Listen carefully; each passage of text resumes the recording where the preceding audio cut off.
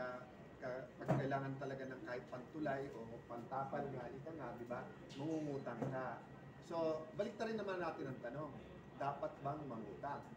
Ito po ang inyong Kuya Alan.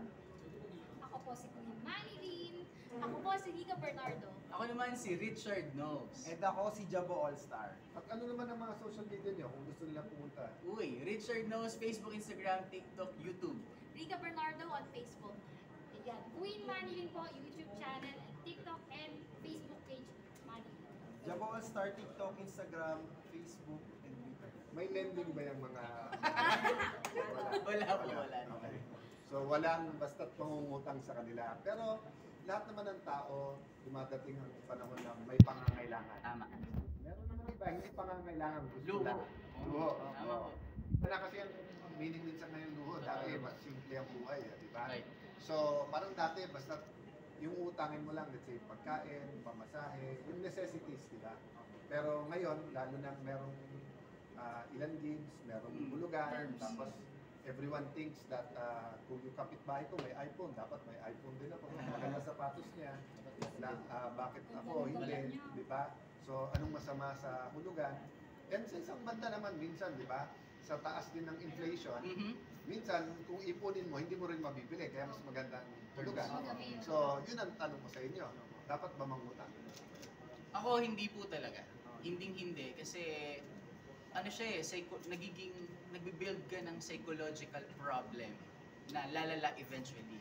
Naniniwala kasi ko na kapag sinimulan mo yan sa maliit, lalaki yan. Umutang ka ng maliit na bagay, halagang 100 pesos, nabayaran mo, uy, utang ako, mas malaki kasi kaya ko yung 100 eh. 500, 1,000, 100,000, 1 million na. Kaya yung iba, nababaon. So consistent ka ha? Hindi talaga. Hindi dapat Opo. magpautang, pero hindi rin dapat mangutang. Yes. Kuya Alan, agree ako sa kanya. Na kasi, bakit ka ba mangungutang in the first place? Kasi kailangan mo, gipit ka. Personally ulit, ayoko nang ipasa pa sa ibang tao yung nararamdaman ko na kagipitan. What if dumating ulit ako sa point na hindi ko kaya palang bayaran? Napasa ko patuloy sa kanya yung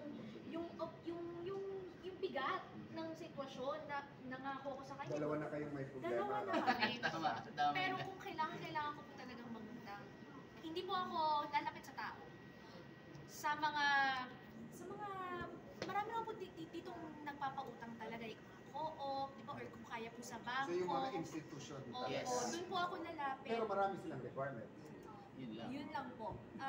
Kaya dapat po talaga maging financially literate tayong lahat. Although mahirap So meaning po pag talaga good siya. times, ayusin mo ang finances mo para pag bad times, pwede Pwede kang ka. mangutang. Yes. Tama Diba? po. Tama Hindi po yung yun. pagka good times, labas lang pera tapos hahanap ka ng malapit sa'yo para umutang. In connection po with that, Sen, Kuya Alan, in other way of preparation, hindi ka man makapag-prepare ng iyong mga requirements, etc. na pina-foresee mo na mangungutang ka. Instead, kumuha ka ng mga assets ng, let's say, properties o mga bagay na pwede mong i-collateral so that yung taong hihiraman mo, meron din siyang peace of mind at meron din siyang assurance na makakabayad ka. Magandang point yun ha. Yes. Kasi marami naman talaga na isang kain, isang tuka. Yes. Kaya wala naman asset. Yes. Pero marami na malaki sweldo, Mhm. pero yung binibili nila aren't really investment. Exactly. Meaning, Liabilities. kung kailangan nila ng pera, hindi naman nila masanla or mabenta. Yes. Kasi wala na kaagad na value. Yes. Pero balikan ko yung kanina kasi sabi nyo, huwag mangutang. Mhm. Bigyan ko yung sitwasyon ha. Okay. Let's say sa trabaho nyo, napakalaking tulong ng computer or ng iPad. No? Ng tablet, Yes. no? Na kahit anong brand, no? And biglang pag kwinenta mo, 1 year mo iipunin. Pero sinabi ng credit card mo, 0 interest. No? Pwede mo nang bilhin ngayon, 1 year mo babayaran.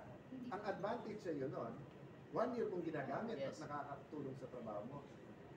Mag-iiba ba answer mo o hindi pa rin? Sa akin Kuya Alan kasi, mas tinitimbang ko yung needs ko sa Eh, wants what ko if lang. need mo nga yun? Except ito lang diferensya. Pag hindi Yes utang, po, yes po. next year mo pa makukuha. Pagka, alam mo, sabihin na, kailangan mo ng digital camera sa trabaho mo. So, ang bibilin mo, cellphone na kasi meron na yun. Yes. Oh. Kaya lang, yun nga yung choice. Mangutang ka, zero interest, nasa iyo na. Hindi ka mangutang, next year kung pa maupo. Mag-iba standing ko dyan kay Alan. Utangin ko, i-credit card. Yan. Tapos, anuin ko na lang marakit naman akong tao eh. Anuin ko na lang siya. Yung monthly niyan, hulug-hulugan ko na lang. Pero hindi sa tao kasi mahirap pag sa tao, iba sa bangko. Pero hindi ka kaya ma-tempt na every time may zero interest. Oo. Ako po, Hindi ako. pananatilihin ko yung answer ko na no. Kasi I have a lot of friends na nabaon sa utang dahil po sa ganyang sistema. Gumamit sila ng yung business. Ginamit nilang paraan yun para mag-loan ng kotse. Nung nagka-pandemic, sabay-sabay po yun, hindi siya makabayad. So ang punto, yun po yung problema. Lahat ang lahat. So lahat ng in-invest niya, lahat ng hinulog niya, hindi niya rin nakuha. So babalik ako dun sa punto na kapag ka mangungutang ka, sisiguraduhin mo na meron ka rin resources to cover up kapag may emergencies na Agree ako dyan, mangyayari. agree ako. Yun po yung sa akin. Alam niyo sa US, malaking problema nila ngayon, yung sobrang laking student loans. Mm. So, baliktad sa problema natin. Ang problema natin, pag pinanganak ka sa mahirap na pamilya at hindi kayang bayaran ng tuition mo, lalo sa college, wala kang basta't mautangan. Yes. Sa US, sa sobrang daling mangutang at sobrang laki ng pwede mong utangin, by the time they graduate, sobrang laki ng kanilang babayaran. Kasi yun ang tanong ko sa inyo naman ngayon. What naman kung yung utangin mo naman ay pang-improve sa sarili mo, para sa future mo, halimbawa sa pag-aaral? Will that change your answer? Hindi pa rin kuya alam. Yung So, kita trabaho ka muna bago mag-aaral. May ibang Or paraan mag-working pa. student Oo. ka rin. May ibang paraan pa na pwede mong maano yun eh. Yung goal mo yun. Hindi mo kailangan kasi mababaon ka sa Tandaan mo, nasa Metro Manila tayo, na dito, as you said, rumakit ka, meron. May mga lugar na kahit anong racket mo, wala talagang Yes. extra income. yung tita ko, dalawang tita, isang engineer na sila ngayon, tatlo. Dahil nag-student loan sila sa US. Ngayon, mayaman na sila. Kaya na nilang bayaran. Kaya na nilang nabayaran na nila. So, yung loan nila doon, naging parang investment Yes. nila for their future. Ako agree naman. Meron po akong suggestion, since pananatili ko po yung sagot ko na hindi talaga, whatever that is, or whatever the reason is, hindi talaga mangungutang. Ako agree naman ako. Opo. Pero yung suggestion ko, in a form of service. Lumapit ka sa someone, let's say sa government or to anyone, lalo na sa merong kakayanan, na pwede po ba na kapag nakapagtapos ako, I'll work for this amount of money. Hindi ka pa rin magbabayad, pero pagtatrabahuhan mo within this period of time.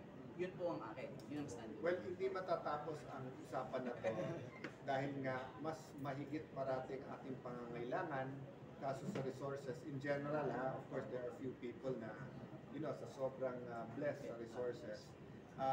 But, marami din na blessed sa resources pero lumalaki yung mata sa mga pwedeng bilhin ng pera. Yes. Di ba? Kaya, alam mo, meron ng silang pinapakita ng study na karamihan ng nananalo sa loto Mm. within 3 years, nauubos Ubos. din kasi hindi alam kung Manage. paano i-manage o gamitin ang Yes. pera. So let's end itong konting kwentuhan by babaksak at babaksak to sa values at pagmamanage po ng ating Yes. resources. So thank you sa ating kwentuhan at salamat na pautang kayo ng another 10 minutes. Thank you. Thank you po.